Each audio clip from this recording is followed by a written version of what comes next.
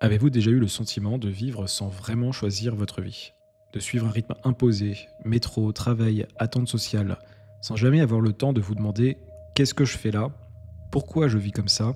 Est-ce vraiment la vie que je veux mener?»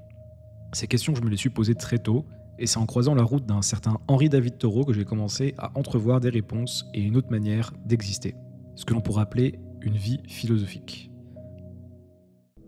Plutôt que de commencer par une définition théorique de ce que c'est ou pourrait être la vie philosophique, j'ai préféré vous présenter l'un de ses plus illustres représentants, le philosophe américain donc Henri David Thoreau. Né en 1817 à Concord dans le Massachusetts, c'est pas un philosophe tel qu'on le figure habituellement. Il n'est ni professeur de philosophie, ni auteur de traités académiques. C'est un homme comme vous et moi, il me semble, qui lui a tenté de vivre une vie philosophique.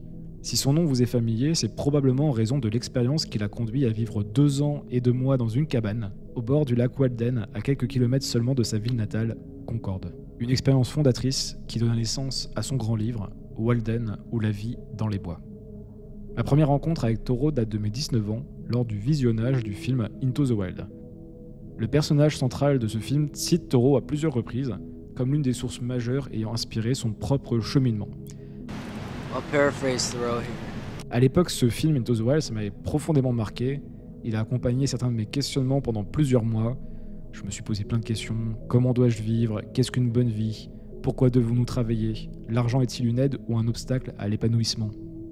Dans les années qui ont suivi, j'ai exploré les auteurs cités par donc ce fameux Christopher McCandless qui a bouleversé ma vision du monde, tout comme Jack Kerouac et son Sur la route un peu plus tôt dans mon adolescence.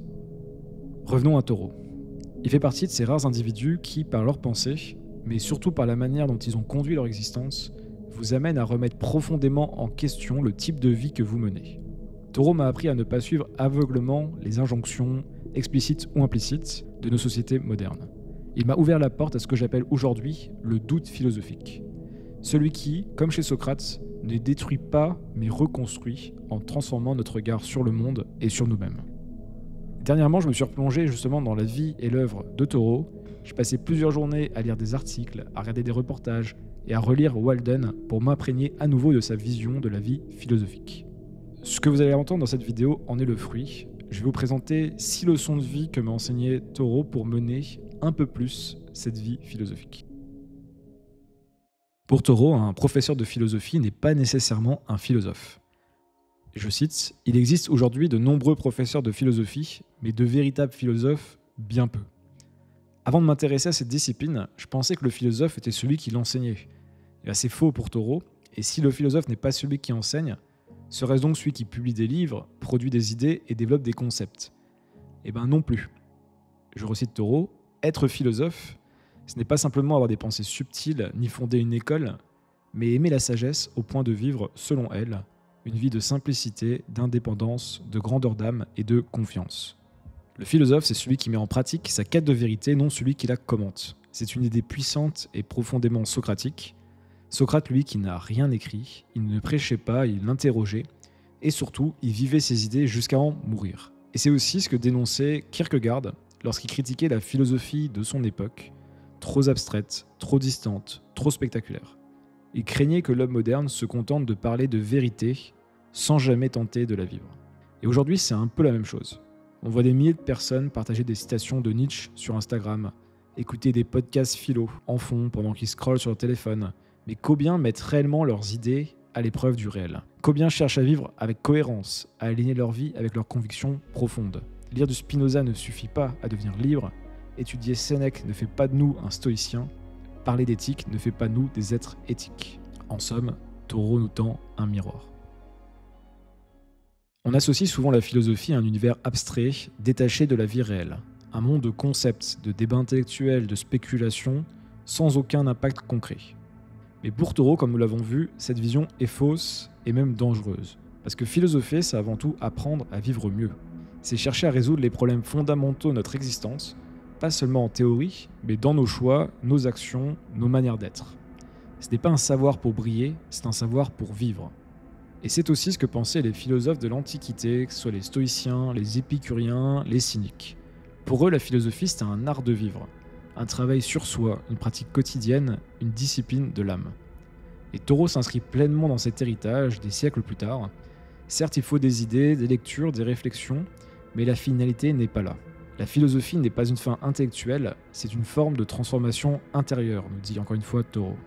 Et si vous en doutez, regardez votre propre quotidien. Quand vous traversez une rupture, une période d'épuisement, un conflit familial ou professionnel, est-ce que vous cherchez à comprendre ce que vous ressentez, à distinguer ce qui dépend de vous, ce qui ne dépend pas, à interroger vos automatismes, vos besoins, vos croyances? Et bien c'est exactement cela que propose la philosophie pratique. Par exemple, face à un échec, un stoïcien vous dirait « réfléchis à ce qui dépend de toi ». Face à un excès, un épicurien vous demanderait « ce plaisir t'apporte-t-il réellement du bonheur ou seulement une fuite temporaire ?» Et dans Walden, Taureau écrit aussi pour ces mêmes raisons. Pour interroger la société de son époque, mais surtout pour se comprendre soi-même, comprendre ce dont il avait besoin, ce qu'il devait abandonner, ce qu'il devait transformer. D'où vient donc cette célèbre citation de Taureau « Je suis allé dans les bois pour vivre délibérément ». La philosophie chez lui n'est pas une théorie, c'est une méthode pour clarifier sa vie, faire le tri, simplifier, revenir à l'essentiel. C'est peut-être l'idée la plus exigeante et la plus révolutionnaire de Taureau. Penser c'est bien, vivre ce qu'on pense c'est indispensable. Le philosophe ne se définit pas par la qualité de ses idées, mais par sa capacité à les incarner. Taureau écrit cette phrase célèbre qu'on retrouve dans Walden, que j'ai déjà citée. « Je suis allé dans les bois parce que je voulais vivre délibérément. » Et il poursuit « Vivre intensément, sucer la moelle de la vie, réduire à néant tout ce qui n'était pas la vie, et ne pas, quand je viendrai à mourir, découvrir que je n'aurais pas vécu. » Il voulait vivre selon ses propres principes et non ceux de son époque. Et il a poussé cette exigence très loin. Par exemple, lorsqu'il a refusé de payer ses impôts, ce n'était pas par provocation, c'était par cohérence morale. Ces impôts finançaient l'esclavage et la guerre contre le Mexique. Et Taureau ne voulait pas être complice. Il a donc été emprisonné pour cela et il était prêt à y rester autant qu'il faudrait. C'est cette même logique qu'on retrouve chez Gandhi, qui s'est directement inspiré de Taureau pour formuler sa doctrine de la désobéissance civile non violente. Pour Gandhi aussi, il n'y a pas de liberté sans intégrité personnelle. Et vous, y a-t-il une idée à laquelle vous tenez, mais que vous n'appliquez pas dans votre vie? Vous sentez-vous en cohérence entre ce que vous croyez, ce que vous dites et ce que vous faites? Car à force de compromis, on finit parfois par se trahir. Et à ce moment-là, on doit revenir aux préceptes de Taureau. Taureau, à l'image de Socrate ou de Descartes, ne prend rien pour acquis. Il considère que le doute est une étape essentielle de toute vie philosophique. Mais attention, il ne s'agit pas d'un doute inquiet, paralysant. Il y a en réalité 3 types de doutes. Il y a d'abord le doute ordinaire quotidien, celui qu'on va ressentir par exemple avant un examen, une décision importante, un changement de vie. Ce doute, c'est souvent lié à la peur, à l'anxiété. Ensuite, il va y avoir le doute radical, celui des sceptiques antiques. Il y a eu des philosophes comme Pyrrhon qui refusaient d'affirmer quoi que ce soit de définitif. Ils pratiquaient ce qu'ils appelaient l'époquée, la suspension du jugement, afin d'atteindre une forme de paix intérieure qu'on appelait l'ataraxie. Et enfin, il y a le doute philosophique, que Descartes définit comme le point de départ de toute recherche de vérité. Je doute de tout, de mes sens, de mes croyances, de mon savoir, pour reconstruire un fondement solide. Mais c'est ce doute qui vient aussi de Socrate, qui est une figure tutélaire de Taureau. Socrate qu'on considérait lui-même comme le plus sage des hommes, ne disant jamais « je sais », vous le savez certainement, il disait « je sais que je ne sais pas ». Et ce non-savoir, ce n'est pas une faiblesse, c'est une force, car il nous ouvre à la remise en question, au questionnement, à la lucidité. Et Taureau a également appliqué ce doute à son époque. Il a questionné, il a douté du progrès, de l'industrie, du capitalisme naissant, de l'ordre établi, de l'utilité même du travail tel qu'il était organisé. Il a remis en cause tout ce que les autres personnes considéraient comme normal. Et aujourd'hui, on peut se demander combien de croyances intégrées on ne prend pas le temps d'interroger. Travailler toujours plus pour gagner plus, mais pourquoi faire? Consommer pour se distraire, fuir l'ennui, remplir le vide, est-ce vraiment vivre? Suivre l'actualité, commenter le monde en boucle, sans jamais se questionner soi-même, est-ce normal? On pourrait dire que philosopher, c'est se décaler, c'est ralentir, c'est interroger ce que tout le monde accepte sans réfléchir. La masse des hommes mène une vie de désespoir silencieux. Cette phrase est d'une tristesse lucide. Elle exprime le fond de ce que Taureau observe autour de lui et que nous pouvons toujours observer aujourd'hui. Une grande partie des êtres humains vivent sans se poser de questions fondamentales. Ils font ce qu'il faut faire, ce qu'on leur a dit, ce que tout le monde fait. Études, travail, réseaux sociaux, consommation, fatigue, puis on recommence encore et encore. On traverse la vie comme un couloir éclairé au néon, sans relief, sans recul, sans clarté. Taureau, comme Socrate avant lui, pense que cette vie n'est pas mauvaise au sens moral, mais qu'elle est vide. Une vie automatique, une vie sans conscience. Socrate nous disait que la vie sans examen ne vaut pas la peine d'être vécue. Ceci n'est pas une injonction à devenir un penseur professionnel, mais une invitation à devenir acteur de sa propre existence. Taureau appelait cela une vie délibérée, une vie qu'on choisit en conscience, qu'on interroge, qu'on construit telle une œuvre, pas une vie qu'on subit ou qu'on reproduit par défaut. Et vous pouvez vous poser la question, quand vous regardez une journée classique de votre semaine, combien de vos choix sont vraiment délibérés ? Combien de vos actions ont été posées intentionnellement et non mécaniquement ? On finit par se dire « je n'ai pas le temps, je suis trop fatigué, c'est comme ça ». Ce sont un peu les 3 formules magiques de ce qu'on peut appeler donc la vie subie. Pensons à ce moment-là à Taureau qui lui est parti dans les bois pour reprendre le contrôle, pas par rejet du monde, mais pour y revenir plus éveillé. La philosophie pour Taureau est d'abord une discipline de vie, un art du quotidien. Ce n'est pas un savoir qu'on empile, mais une hygiène mentale et existentielle comme les Grecs l'avaient déjà conçu. Chez Platon, on parle même de médecine de l'âme. Il faut prendre soin de son esprit comme on prend soin de son corps. Et chez les stoïciens, on parle aussi d'exercice spirituel. Il y a le philosophe Pierre Hadot, par exemple, qui a montré à quel point ces pratiques étaient concrètes. Ça peut être de la méditation, la lecture lente, de la répétition de maximes. On le voit notamment chez Épictète ou encore plus connu chez Marc Aurèle, avec ses pensées pour moi-même. Il y a aussi l'acceptation de l'inconfort, la contemplation. Taureau rejoint clairement cet esprit. Pour lui, cette hygiène repose sur 2 piliers fondamentaux. 1, la simplicité et 2, la lenteur. 2 qualités devenues presque contre-culturelles aujourd'hui.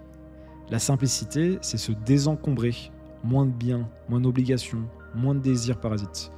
C'est retrouver la saveur de ce qui est essentiel. Et la lenteur, c'est reprendre le rythme de l'attention. C'est ralentir pour observer, écouter, ressentir, penser. Taureau nous dit « Les hommes ont oublié comment marcher, ils courent tout le temps, mais vers quoi ?»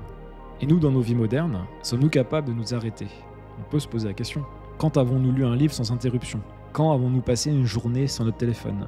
Quand avons-nous simplement regardé le ciel sans objectif, sans aucun timing ou agenda ? Taureau nous propose encore une fois une autre manière d'être au monde, un ralentissement choisi, non comme régression, mais comme réappropriation de soi. En repensant à tout ce que Taureau a vécu, écrit, incarné, on ne peut plus regarder la philosophie comme avant. Elle n'est pas ou pas seulement destinée à quelques professeurs dans des amphithéâtres, elle n'est pas un luxe intellectuel réservé à une élite cultivée. La philosophie telle que la vivent Taureau, Socrate, les stoïciens, les mystiques, les résistants, est une manière de vivre. Un art d'exister, une manière de répondre à la question la plus essentielle, comment vivre ? Elle ne consiste pas à fuir le réel, mais à le traverser avec plus de lucidité. Elle nous pousse à mieux penser, à accorder nos pensées à nos actions et à prendre des décisions plus cohérentes, plus incarnées, plus justes. Elle nous offre aussi une méthode, douter, questionner, revenir à l'essentiel, examiner nos croyances, nos habitudes, notre société et surtout, nous-mêmes. La philosophie, c'est un chemin alternatif face à la confusion ambiante, face à la perte de sens, face à l'épuisement, au conformisme, à la course vide. C'est une voie lente, difficile parfois mais essentielle, et elle commence encore une fois par une chose simple, refuser de vivre comme un automate. Et cette voie, Taureau l'a suivie avec une radicalité tranquille. Il nous montre qu'une autre vie est possible, une vie plus consciente, plus intentionnelle, une vie non pas parfaite, mais choisie. Et je cite encore une fois Taureau, une vie qu'on n'a pas reçue toute faite, mais qu'on a sculptée. Et je suis obligé de terminer avec cette phrase qui condense toute la philosophie de ce philosophe incroyable, et peut-être même toute ambition humaine profonde, qui est « Ma vie a été le poème que j'aurais voulu écrire ».